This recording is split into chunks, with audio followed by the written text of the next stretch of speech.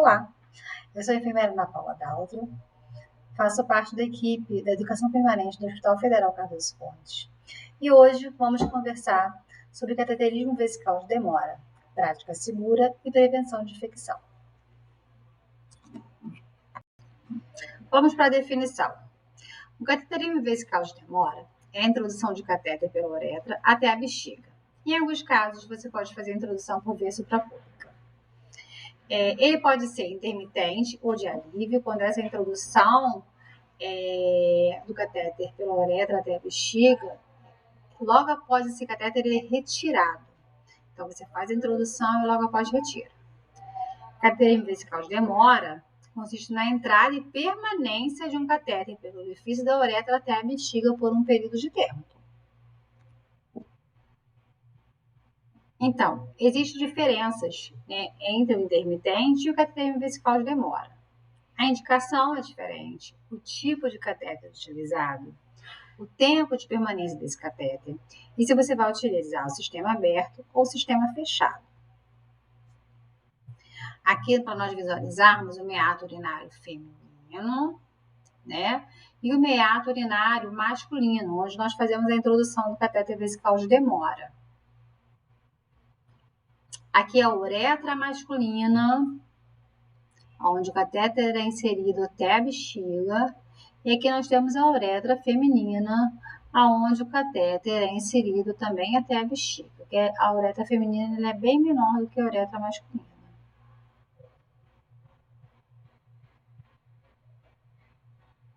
Aqui é o sistema urinário. Então, nós temos a uretra, a bexiga, o ureter e os rins. Aqui é bom para nós podermos lembrar que se eu tenho uma técnica incorreta, que de alguma forma contamina o meu material, eu levo algum micro-organismo para essa bexiga, essa contaminação pode causar infecção urinária, e essa infecção urinária pode comprometer também o ureter e pode evoluir com comprometimento também do rim. Essa figura lateral é para mostrarmos como é que fica o catéter na bexiga. Esse aqui já é o balonete inflado, que permite que esse catéter consiga ficar fixado aqui dentro da bexiga.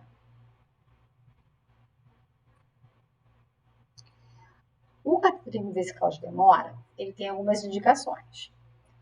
A impossibilidade de micção espontânea.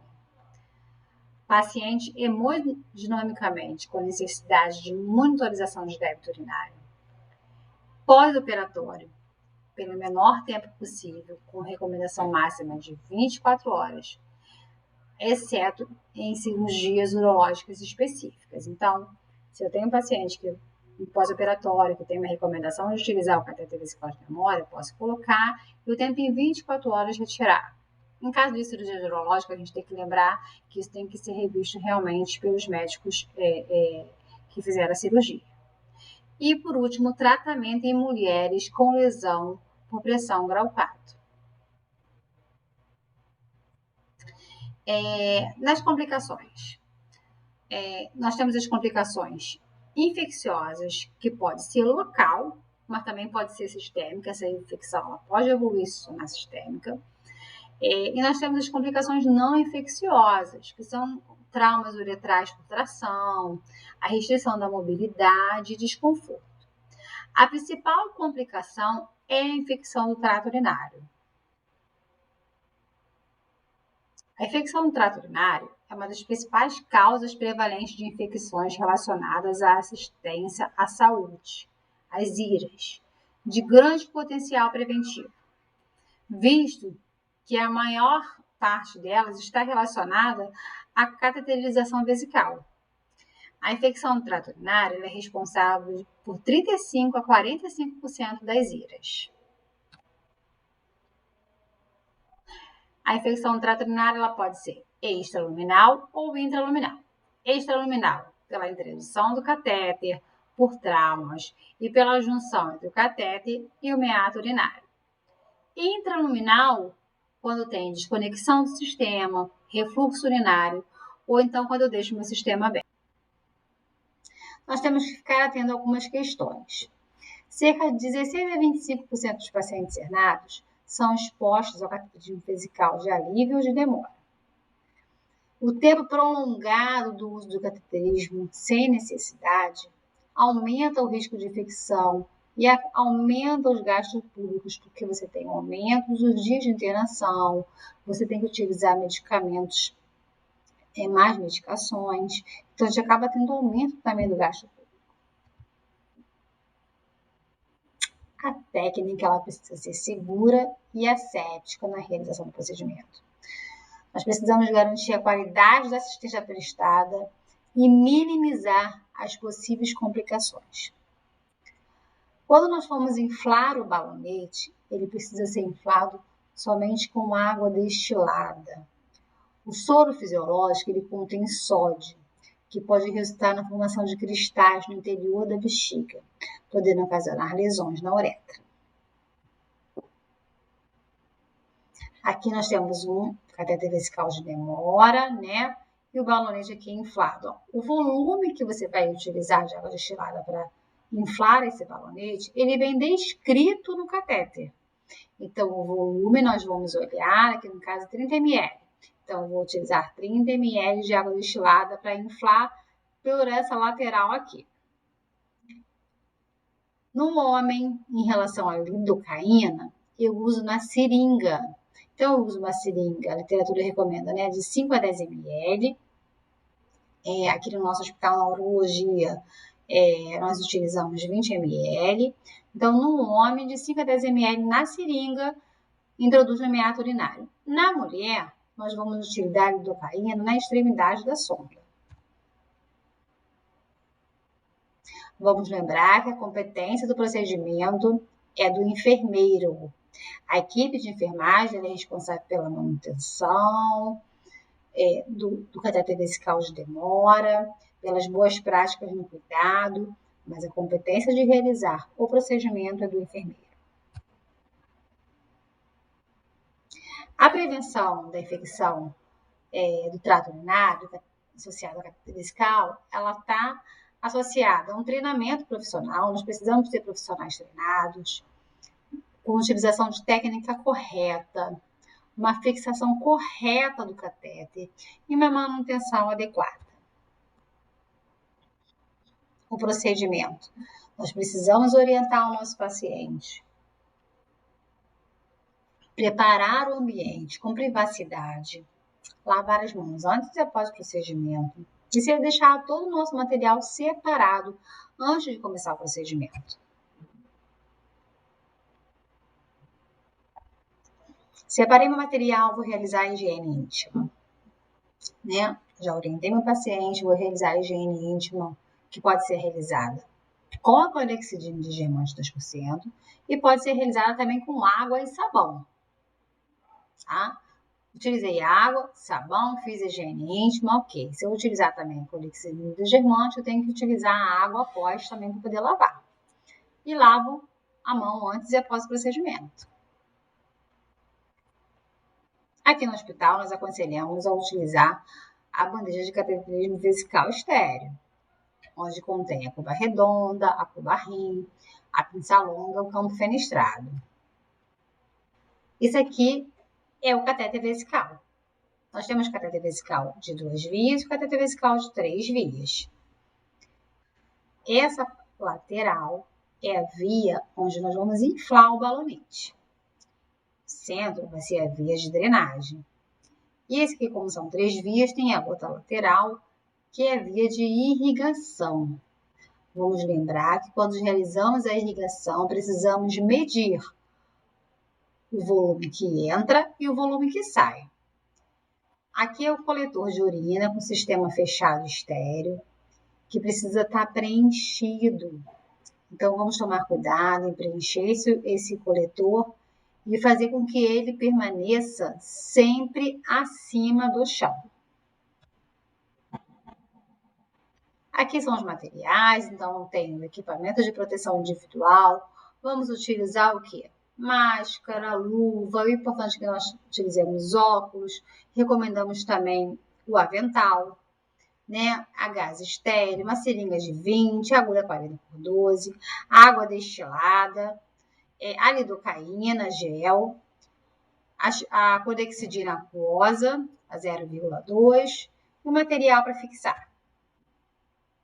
O procedimento. Primeira coisa que nós colocamos lá anteriormente, orientar o nosso paciente, garantir a privacidade, né?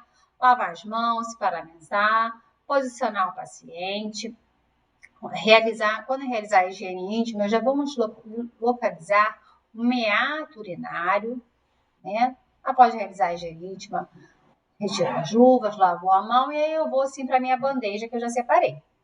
Abrir minha bandeja com todo cuidado para não contaminar a parte interna. Vou colocar o material dentro da bandeja, a seringa, a agulha, a sonda, o coletor de urina, gaze, a lidocaína. Eu posso colocar na cuba rim, a clorexidina aquosa eu posso colocar na cuba redonda. Tenho que colocar a luva estéreo, lembra que é um procedimento estéreo. Então, neste momento eu tenho que utilizar a luva estéreo. Vou ter que preencher a seringa com a água destilada. Esse procedimento eu posso fazer com o auxílio do meu técnico de enfermagem, com o auxílio de um outro colega enfermeiro. E vou preencher também a seringa com a lidocaína. No caso, se for do sexo masculino, eu preciso colocar a lidocaína na seringa para poder inserir no meato urinário. Se não, eu vou colocar a lidocaína na gaze para poder passar somente na ponta do catéter, se for no caso de uma paciente de sexo feminino. Eu vou conectar a sonda ao coletor, sistema fechado, coloco o campo fenestrado no meu paciente, e aí eu vou pegar a pinça, colocar gás na pinça e vou colocar a solução de clorexidina aquosa.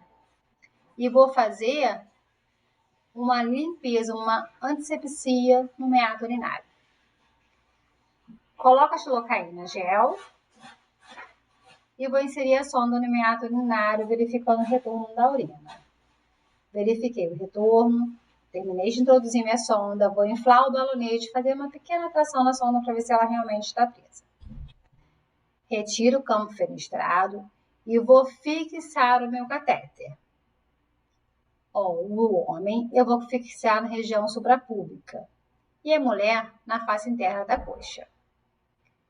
Vou posicionar o coletor abaixo da bexiga, retirar o material, posicionar meu paciente, lavar as mãos e tenho que registrar no prontuário o procedimento que foi realizado, as intercorrências, o aspecto da urina.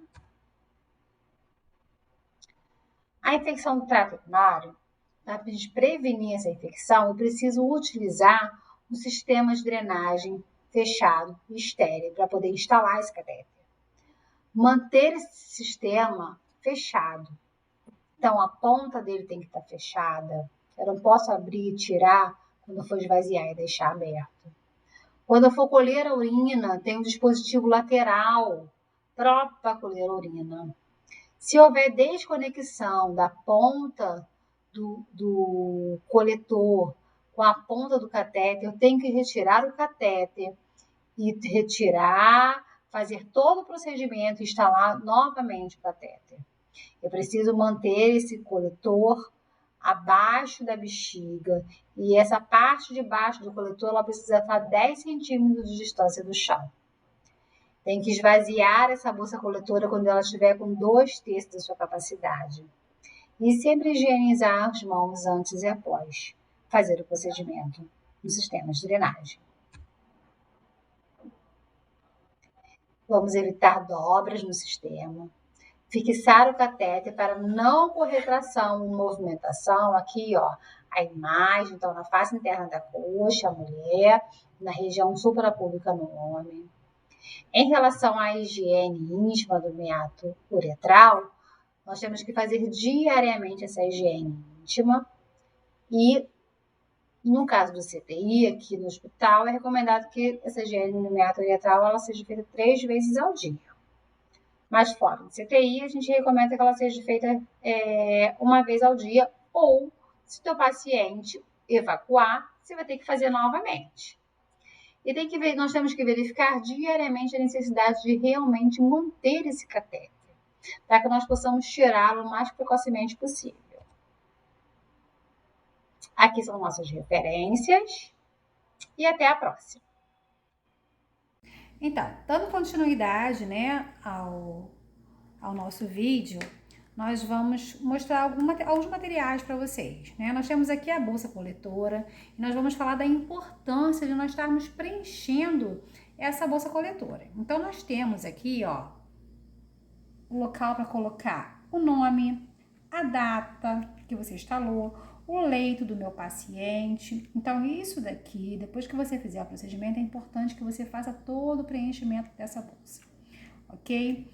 Outra coisa importante que nós vamos mostrar para vocês aqui, nós temos a sonda com 2 vias e a sonda com 3 vias.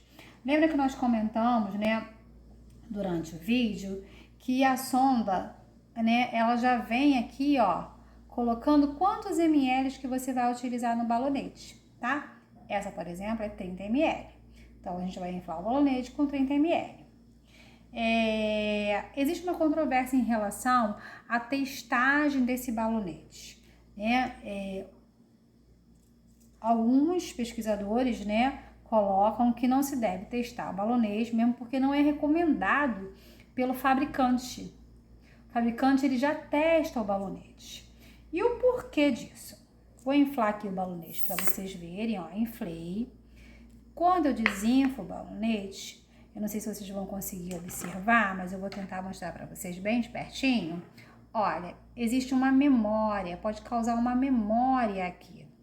Então, ó, vou colocar uma outra sonda mais próxima que a gente não inflou o balonete, ó. Então, essa memória, né, essa alteração que pode causar, ela pode, no momento em que se você testou antes o balonete, no momento que você for fazer a introdução à uretra do paciente, a gente pode causar um trauma nessa uretra.